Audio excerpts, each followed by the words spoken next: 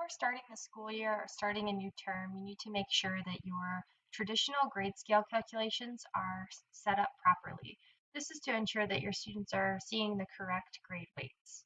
In order to set this up, you're going to go under Settings on the left-hand side column.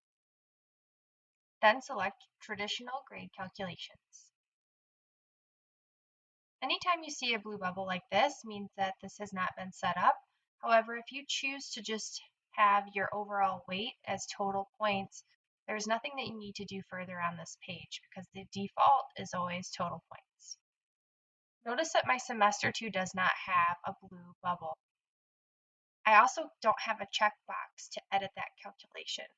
That's because at the district level, they have pushed out a weight for each of the teachers, and that is a weight that we're mandated to use. I can still see what that weight looks like for my semester 2 courses. It looks like the weight is set up for 45% and 45% coming from quarter 3 and quarter 4, and then we also have 10% coming from our exam term. I still need to set up how I want to weight my classes for each quarter. In order to do this, I will select the pencil, and then I can adjust the type of weight that I'd like. I can use total points, standards weighting, or category weighting. I can also use a combination. Most teachers use category weighting. In order to use category weighting, you need to make sure that you've set up your categories in advance. There's another video on how to set up your categories before starting this. So if you haven't done so, check out that video. Once you have a category selected, you can add another type by selecting the plus sign.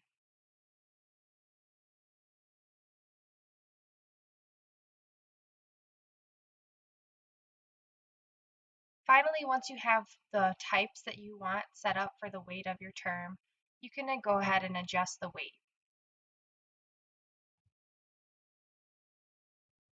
I'm going to have 45% of my class be quizzes, 45% of my class be classwork, and the last 10% of anything else is going to be worth 10%. You can use grade weights as multiples, or for me, I like to use grade weights as percentages just because it's a little bit easier to equate. Lastly, once you've adjusted your weights, you can also look to drop low scores. You can choose to drop your student's lowest score overall or by category.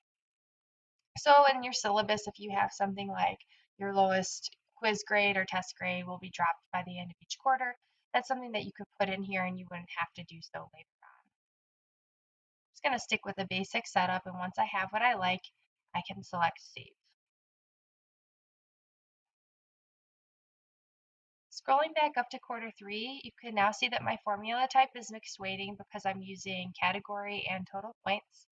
I can change this at any time, but once I have it set for the school year and I start grading, you would need to adjust and recalculate your grades if you do switch the way you weight them. It won't do it automatically, so you have to use a function in order to do that, and you can talk to your PowerSchool administrator to get that done.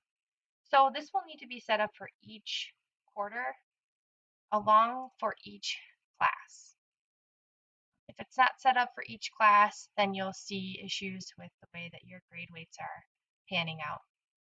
You can also copy traditional grade scale calculations, and I have separate video and directions on how to do so. But this is just the basic way that you need to set up your traditional grade calculations by term for each section.